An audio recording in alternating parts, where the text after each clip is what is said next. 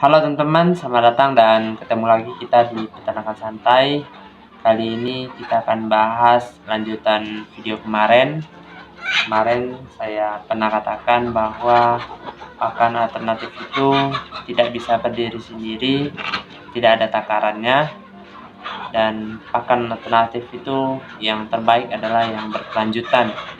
Seperti yang sering saya katakan teman-teman, jika kita bisa menguasai atau mempunyai satu produk pakan ayam kampung yang proteinnya standar sesuai dengan umur, harganya terjangkau, kita bisa produksi dan mempunyai stok yang berkelanjutan. 70-80% kesuksesan kita dalam beternak ayam kampung itu sudah ada di dalam genggaman tangan kita, teman-teman.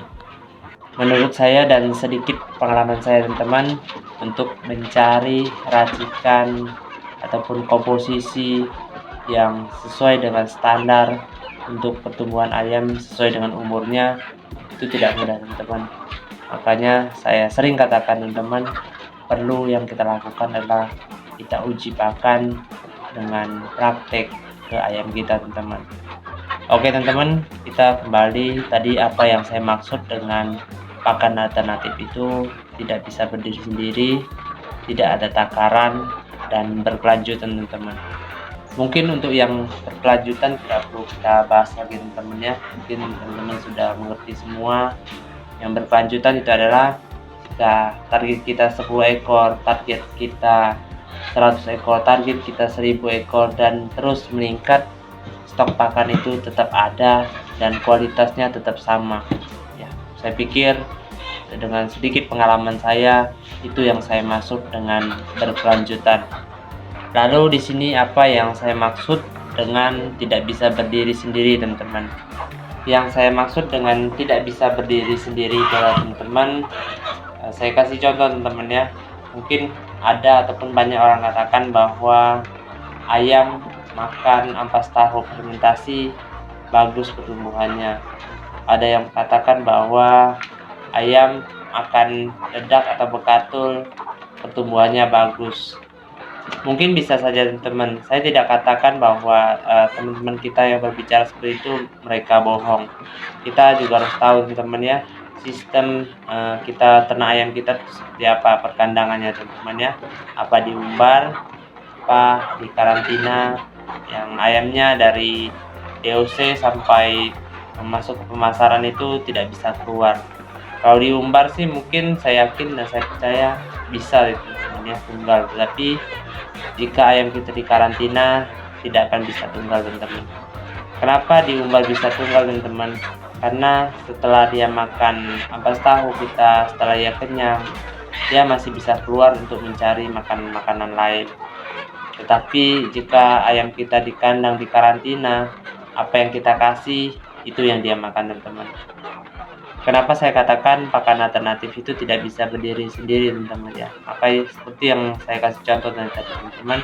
Jika kita kasih ampas tahu terus, ayam kita lemah. Jika kita kasih bekatul terus, jadi kurus gitu kan. Makanya di sana harus ada, mungkin ada ampas tahu, di sana ada dedaknya, di sana ada hijau-hijauannya. Mungkin kita harus juga mencari protein hewaninya supaya proteinnya mencukupi untuk ayam-ayam kita yang dalam kandang, teman-teman. Lalu apa yang saya maksud dengan pakan alternatif itu tidak ada takaran, teman-teman ya. Mungkin kita sering melihat, teman-teman ya, di internet bahwa kandungan protein ampas tahu segini gitu kan, kandungan dedak segini, teman-teman ya. Di sini saya berikan contoh lagi, teman-teman ya. Mungkin ada teman-teman kita di daerah lain dia mengatakan bahwa dia menggunakan ampas tahu 20%, dia menggunakan bekatul 10%, dia menggunakan hijau-hijauan 15%, dan sisanya itu adalah protein hewani dengan jenis tertentu sekian persen gitu kan. Dia katakan bahwa dengan cara seperti itu di tempat dia ayamnya berkembang dengan baik sesuai dengan yang direncanakan. Ternyata setelah kita praktekin di tempat kita dengan komposisi tersebut tidak tercapai teman-teman ya. Makanya di situ saya katakan bahwa pakan alternatif itu tidak ada takaran teman-teman ya. Kenapa bisa seperti itu teman-teman ya? Karena kita tidak tahu teman-teman ya. Mungkin ampas tahu yang kita ambil di tempat kita dengan yang teman kita punya di sana kandungan proteinnya berbeda. Kenapa bisa berbeda teman-teman? Bisa dari kualitas kedelainya, bisa jadi cara pabrik tahu itu memeras sarinya kan. Begitu juga dengan bekatul teman-teman ya. Mungkin di tempat kita proteinnya berapa, di tempat teman kita di sana proteinnya berapa. Kenapa bisa berubah teman-teman ya? Karena tergantung juga kandungan berasnya di sini teman-teman, kita tidak tahu. Makanya saya katakan bahwa pakan alternatif itu tidak ada takaran teman-teman ya. Mungkin kita bisa teman-teman ya, teman kita di daerah sana mengatakan mereka menggunakan komposisi tersebut, kita boleh coba teman-teman di tempat kita. Itu jika ada sesuatu yang kurang, makanya kita harus perhatikan, harus kita cek teman-teman ya. Jika ada yang kurang dengan ayam kita, mungkin ayam kita masanya jadi kurus gitu kan, berarti kita harus tahu di situ kurang protein apa, kurang lemak atau apa. Jika ayam kita lemah, berarti ada kurangnya apa gitu kan teman-teman ya. Gitu. Oh ya teman-teman, jenis-jenis pakan yang saya sebut tadi ada sebagai contoh. Mungkin banyak lagi jenis-jenis pakan lain teman-teman.